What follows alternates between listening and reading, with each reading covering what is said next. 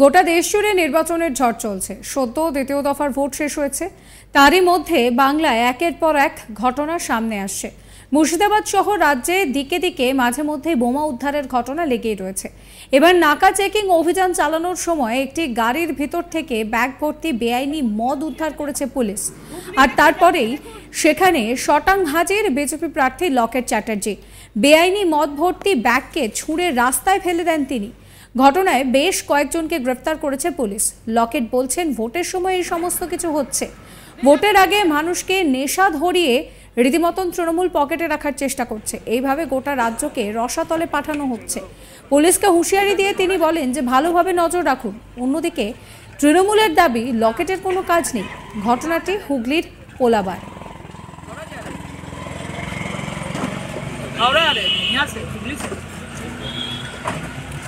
ये तो आपका जो जिसको आपने फोन किया वो तो दूसरा बात बोल रहा है।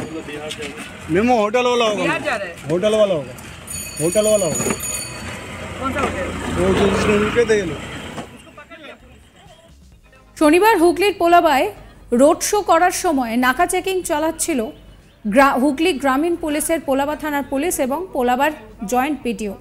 তখন একটি গাড়িকে আটক করা হয়। গাড়ি সার্চ করতে গাড়ির পিছনে রাখা 3টি ট্রলি ব্যাগে ভর্তি বেআইনি মদ মেলে।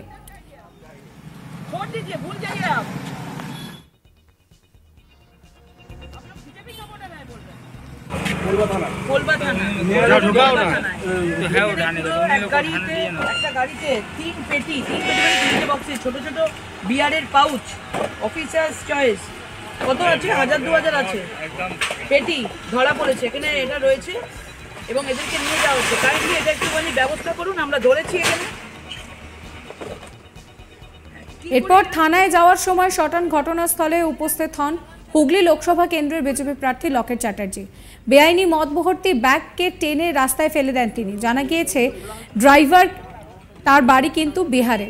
হাওড়া থেকে সে বিয়েবাড়ির অনুষ্ঠানের দিকে যাচ্ছিল। এই ঘটনাকে কেন্দ্র করে তৃণমূলের বিরুদ্ধে তোপ দেগে লকেট চ্যাটার্জির অভিযোগ যে আগামী দিনে লোকসভা নির্বাচনে লোককে মদ মাংস খাইয়ে ভোটকে নিজেদের পক্ষে করার চেষ্টা করছে তৃণমূল। তিনি জানান যে এই তৃণমূল সরকার বাংলায় শিক্ষা ব্যবস্থাকে ধ্বংস করেছে, মদ মাংস খাইয়ে নতুন প্রজন্মকে একেবারে শেষ করে দিচ্ছে। ঘটনাস্থলে পৌঁছে লকেট চ্যাটার্জি সেই গাড়ির ড্রাইভারের সঙ্গেও সওয়াল জবাব করতে থাকেন। কি বলছেন লকেট, শোনাবো আপনাদের।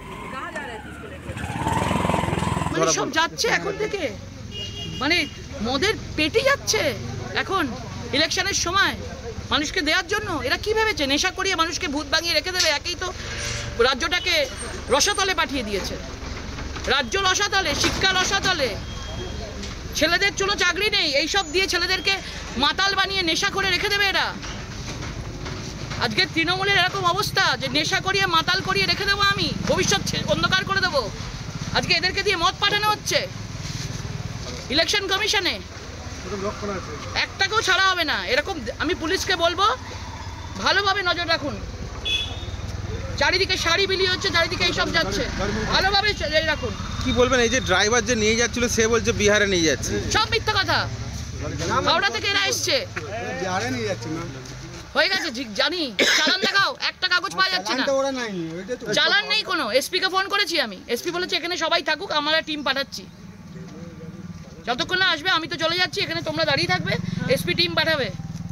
ছাড়া হবে না, একটাকেও ছাড়া হবে না। আর মোবাইল যেন আপনাদের হাতে থাকে, আর যদি না হয় আমায় দিয়ে দিন। এই ঘটনায় শেষমেশ 3 জনকে গ্রেফতার করা হয়েছে। এই ঘটনার পরিপ্রেক্ষিতে লকেট চ্যাটার্জিকে তোপ দাগতে ছাড়েননি চুঁচুড়ার বিধায়ক অসিত মজুমদার। তিনি বলেন যে যেখানে পুলিশ পুরো বিষয়টা দেখছে, তাহলে লকেট দেবীর নাক গলানো উচিত ছিল না। ওনার খেয়ে দেয়ে কোনো কাজ নেই। তৃণমূল এইরকম কোনো দুরবস্থা তৃণমূলের আসেনি যে মদ মাংস খাইয়ে ভোট কেনার প্রয়োজন হবে। কি বলছেন অসিত মজুমদার, শোনাবো। তো খেয়ে দেয়ে কাজ নেই, পুলিশ যেখানে অ্যাকশান নিচ্ছে আমার মনে হয় সেখানে নাক না গলানোই ভালো। আইন শৃঙ্খলা পুলিশের নিয়ন্ত্রণে থাকবে, আমরা কেউ তার মধ্যে ঢুকবো কেন? এরা আইনই মানে না, আইন মানে না বলেই তো আজকে সারা ভারতবর্ষের এই অবস্থা। পুলিশ ব্যবস্থা নেবে, দেখা যাক। তৃণমূলের এই অবস্থা নয় যে মদ খাইয়ে ভোট করাতে হবে। মমতা ব্যানার্জির ঘরে ঘরে উন্নয়ন, তার সাথেই মানুষ। মদ খানো যাদের কালচার তারা বুঝবে। আর যেখানে ড্রাইভার যদি নিজেই স্বীকার করে তাহলে আর কাকা আর কি বলার আছে, নিশ্চয়ই পুলিশ দেখবে। এই নিয়ে আমার কালিক ভোলানাথ সাহার একটি রিপোর্ট দেখাবো।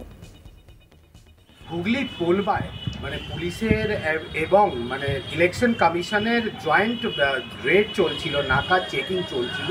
সেই সময় একটি কার থেকে বিপুল পরিমাণের প্রায় 3 ট্রলি ব্যাগ তারা বিলেতি মদ বাজেয়াপ্ত করে। সেই ঘটনাকে নিয়ে পুরো এলাকায় চাঞ্চল্য সৃষ্টি হয়।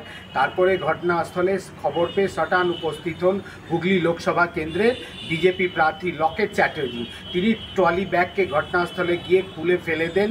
তিনি দোষারোপ করেন যে এই ট্রলি ব্যাগতে ভর্তি মদ, বিলেতি মদ নিয়ে যাচ্ছে তৃণমূলের লোকেরা।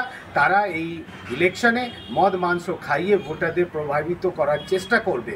কিন্তু পুলিশের বক্তব্য হচ্ছে যে আমরা নাকা চেকিং চলাকালীন হাওড়া থেকে এই খেপটি বিলেতি মদের কোনো বিয়ে বাড়িতে নিয়ে যাওয়া হচ্ছিল। 3টে ট্রলি ব্যাগে তার আনুমানিক পরিমাণ যেটা প্রায় 650 লিটার তাকে বাজেয়াপ্ত করেছে। আর অন্যদিকে লকেট চ্যাটার্জি বক্তব্য একেবারে উল্টো, যে কি এই বিলেতি মদগুলো যেটা নিয়ে যাওয়া হচ্ছিল সেটা ইলেকশনে সেটাকে ইউজ করা হতো হুগলি লোকসভা কেন্দ্রে ভোটারদের মদ মাংস খাইয়ে তাদের পক্ষে ভোটদান করার জন্য তৃণমূল এটাকে নিয়ে এসেছিল। ঠিক সময় মতো ধরা পড়েছে। এই ঘটনাকে নিয়ে একেবারে উত্তাল হয়ে যায় রাজনীতি। অন্যদিকে পাল্টা কিন্তু তৃণমূল পক্ষে তৃণমূল বিধায়ক অসিত মজুমদার বলেন যখন পুলিশ এই ঘটনাকে এই কার থেকে বিলেতি মদ বাজেয়াপ্ত করেছে, লকেট চ্যাটার্জি নাক গলানোর কোনো দরকার ছিল না। আর তৃণমূলের এমন খারাপ অবস্থা আসেনি এই ভোটারদের মদ মাংস খাইয়ে তারা ভোট নেবে।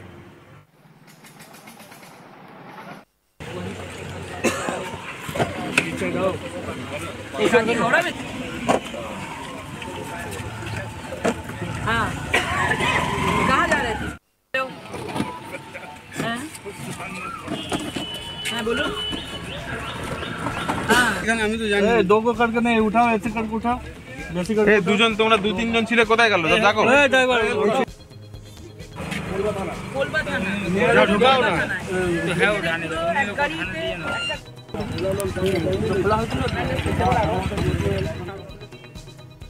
সাবস্ক্রাইব করবেন চ্যানেলটিকে।